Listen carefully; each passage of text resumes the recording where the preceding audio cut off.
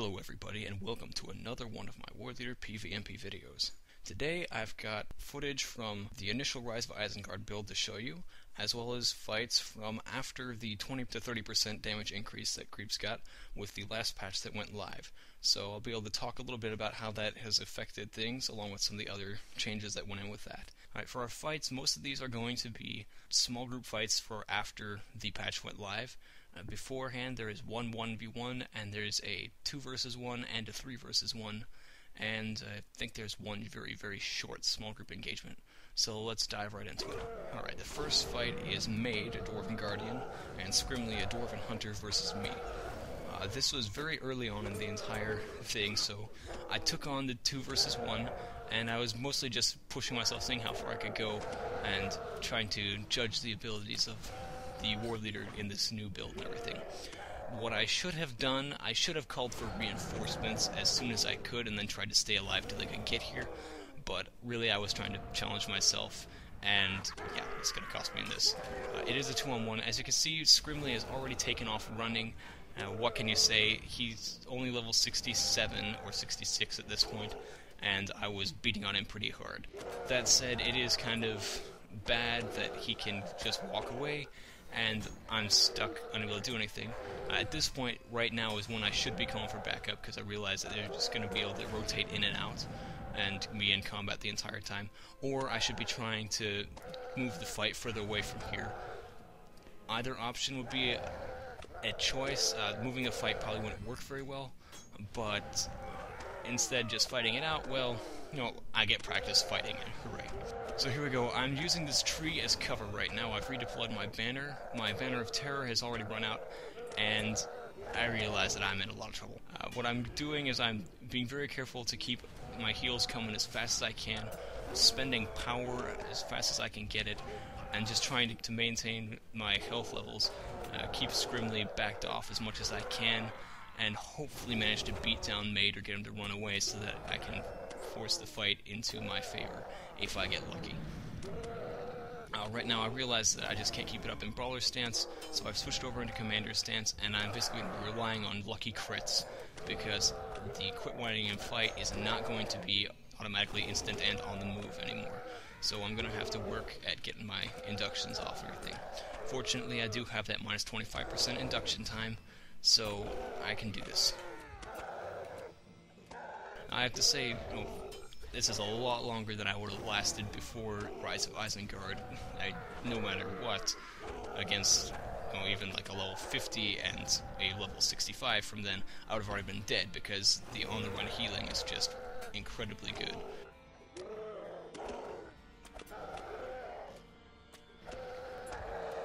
And as you can see, I'm still managing to actually keep myself alive and end this whole thing, despite all that they're trying to do. I took a Heartseeker for not very much there, which is always fun. I should have waited a moment there and gone for the quit whining and fight for my instant heal, but I didn't. Oh well. At this point I do realize that I'm pretty much going to be dead already, and yeah, there I go. Multiple crits, a stun, done. What can I say? As I said, should have called for reinforcements. That would have let me win the fight. Okay, here I am. I run into Maid alone. This is shortly after that fight, and I saw him come towards the Nordbogs, towards Elf Camp area. He saw me. I came down to Nordbogs. He followed, and so here we go. Unfortunately for me, in the interim between that first fight and this one, I ran into a couple burglars, and they did a pretty good job of ganking. That's what burglars do, as we all know. And, well, those burglars are in the vicinity, and things are going to get ugly very, very soon here. I have no doubt that without interruption, I could easily take him down. I mean, you've seen the Langlamas fight, and, well, really, he's not going to be able to do any better than that. But with burglars, well, things are going to change very, very rapidly.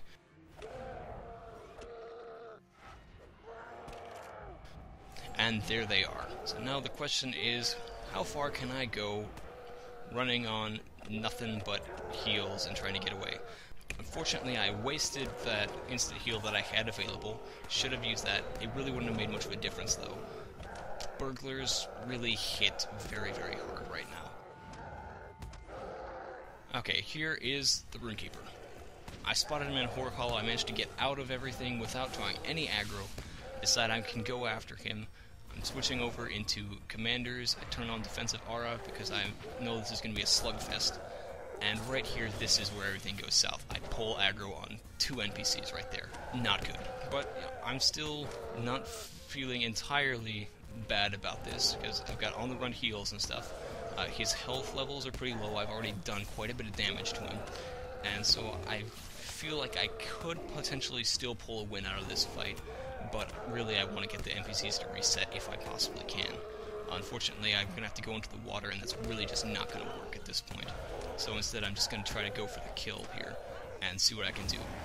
I'm doing a good job of making sure that I'm using quit whining a fight. Spend the power where you can, especially in a situation like this. Don't worry about trying to conserve it, because you got to give your best or you're going to die. Unfortunately, I hit the wrong button right there, but as you can see, I'm still going at this. He is taking a lot of damage right now, but unfortunately he is healing up. But, you know what, so can I. And before patch, 2 NPCs and a Runekeeper, I wouldn't have gotten a single heal off, really. So, big improvement as far as I'm concerned with that. Now, this is before the damage boost and everything, and as you can see, I've got him very, very low, and to be really honest, 20 to 30% more damage would have been really helpful right there, because I would have slaughtered him by that point in time, due to the amount of damage I'd already pumped out and such. But, you know what, can't win all. Alright, now this fight, I believe, is the last one from right beforehand. I had walked by, and then I got a telling me that the Freeps had come back here. The guys that are doing all the beating right now are Plague, plus myself, and most of them came from Arkenstone, and they play on multiple servers. Now here we go, this is after the damage patch, and this is a small group engagement that happened. Basically there were 5 Freeps who were doing a lot of mayhem in this area, and then came a bunch of creeps, and we actually started grouping up and stuff, and now those aforementioned Freeps are getting absolutely hammered by us, and discovering the hard way that messing with war leaders who are supporting a bunch of other guys is going to end very painfully for them if they do not have their own healers.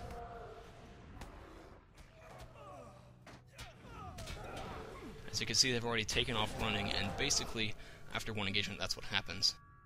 This fight here is at Lumber Camp, and this is also after patch. This is the 3rd or 4th round of engagements here. I did not turn anything on at first, which I really should have, but I was trying to get my headphones plugged in and some other stuff and move to a different place. But here we go.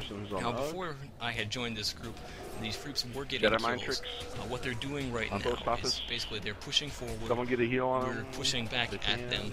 Our people aren't dying because we're doing a very good job with our healing. We've got a good Defiler, we've got 2 good war leaders, and then we've got a pair of Reavers, and we're able to do quite a bit of damage to them, but we just can't really get kills because they're able to get away and they've got us outnumbered. The thing is, because we have enough healing and we're doing well enough, what they end up doing is they continually move back to Lumber Camp and disengage, and refuse to let us get kills either, or to fully commit to the entire thing, and eventually they run away from the entire fight and leave us just standing there because they don't get any more kills. Yeah, whatever. Alright, as for analysis of the entire patch, I know a lot of people were saying that 20 to 30% damage, particularly the Freeps, was going to be horrendous and hugely terrible, particularly for the Black Arrows. As far as I've been able to see, from my own personal experience and everything, the Black Arrows did not really get overbuffed, as far as I'm concerned. The main thing that happened was they managed to actually maintain a decent amount of damage because they got the ability to change to fire damage for their attack skills, which they've never had before Rise of Isengard.